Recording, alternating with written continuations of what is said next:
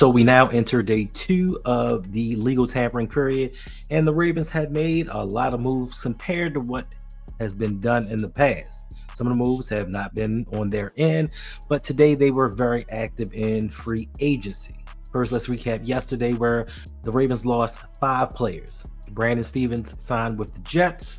Pat McCarry signed with the Jacksonville Jaguars. Malik Harrison signed with the rival Pittsburgh Steelers.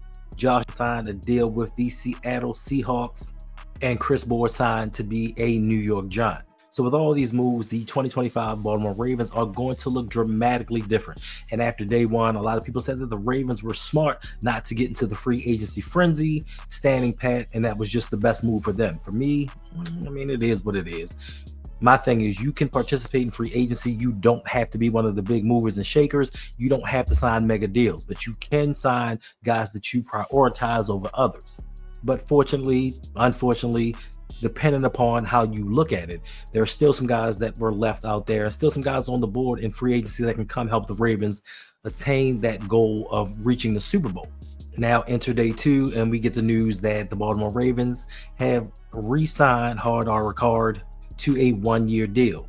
Now Ricard has spent his full career with the Baltimore Ravens, starting out as a defensive tackle, playing both ways and then converting over to be a full-time fullback. He's made several Pro Bowls, and a lot of people feel that he is a necessity on this Baltimore Ravens squad. For me, I'm not too sold on it. My thing is, if you up this offensive line, you're not going to need a fullback to stand back there and help your offensive line block. But the Ravens and this front office deemed him a necessity, so they've re-signed him to a 1-year deal to keep him in Baltimore. And the big news of the day, the one that has the flock kind of divided. The Baltimore Ravens have signed DeAndre Hopkins. Yes, that DeAndre Hopkins to a 1-year deal worth $5 million, which could be worth up to $6 million. And the reason that the fan base is divided is because they feel like too little, too late. The Baltimore Ravens go with the same old song. You have to be at least 32 years old if you want to sign a free agent deal with the Ravens. But to others, they look at this as a blessing. Now, understandably, DeAndre Hopkins is not the same DeAndre Hopkins that he was years ago. The Ravens had a chance to acquire him in 2020 and did not. They also had a chance to acquire him in 2023, didn't as well. Now they feel that this is the right time, and a lot of people are up in arms because they feel like DeAndre Hopkins is a little too old to contribute to this team. Me personally, I feel like if he has anything left in the tank, he can contribute to this team. He did well playing with Patrick Mahomes last season, even though he didn't play a full season with him. Disappeared kind of in the Super Bowl and the playoffs, but he was decent to solid during the regular season. Now, the other side of the fan base is looking at things like this. You're never happy. No matter what they do, you cannot be happy with the moves that they make. And I can kind of see that point to an extent, because if you look at things like this, you look at it as DeAndre Hopkins clearly has a defined role as possibly wide receiver number 3. That is a total upgrade over Nelson Aguilar. I get that 100%. I don't think that we'll have the mishaps, the drops. We'll have all the confusion out there with DeAndre that we had with Nelly. So weighing things, I can see if you're going to sign somebody and make it worth it, or you did upgrade a position. But the question is still going to be, how much does DeAndre have left in the tank? That is the biggest question of all. And for me personally, I'm used to this. Like, I'm not sad, I'm not happy. It is what it is. I'm used to the Ravens doing these type of moves.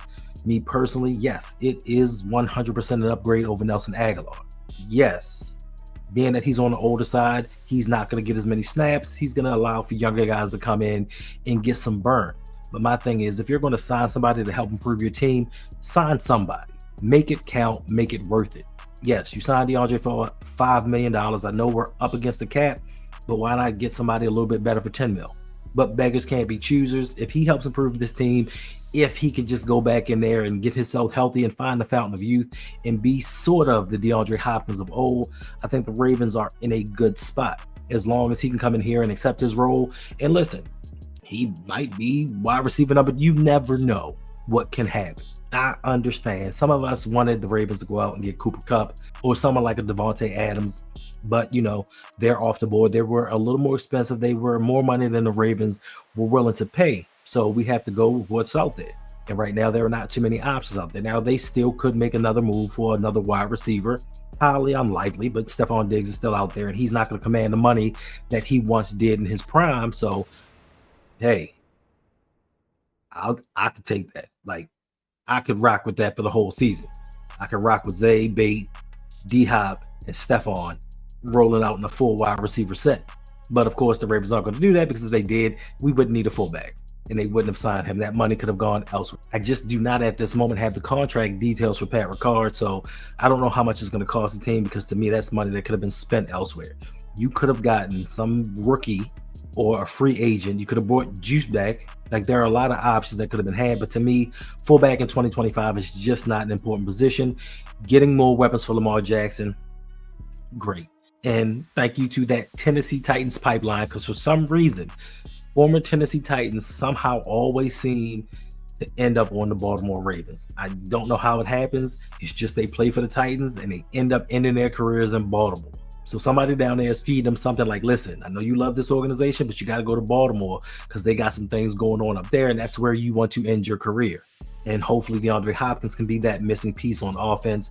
Now we just need to shore up that offensive line. The Ravens have already lost Pat McCarry, so there's technically another hole on the offensive line that they have to fill. Now, free agency hasn't started, so I'm going to keep my hopes up. I'm going to believe that something different is going to happen this year.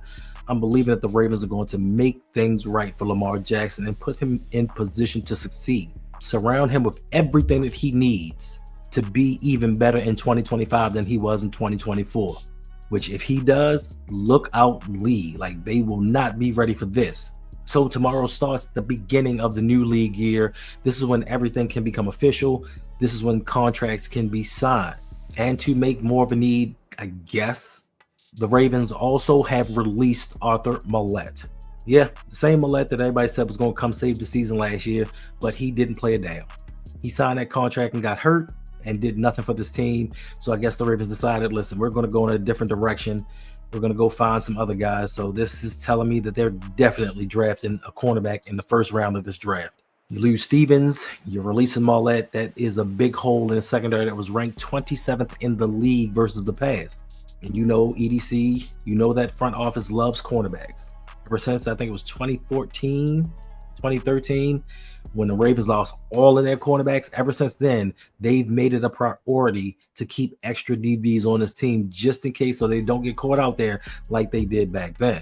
And the greatest thing about all this is there are still a bunch of offensive linemen out there to be had. We'll see what Eric DeCosta does, but nobody should be surprised about any of the signings that the Ravens have done, the three that they have, and not making a big splash, because that's not something that we do as an organization. We just don't go out there and get that big free agent during the first few days. Now, there'll be some guys trickling in. There'll be some guys signing hefty contracts, and the ones that are left over, those are going to be the guys that the Ravens are actually going to look at. Right player, right price. Hopefully, it's going to be the right people to get this job done, because the ultimate goal, once again, is the Super Bowl. That is all I am concerned with. I'm not concerned with regular season stats.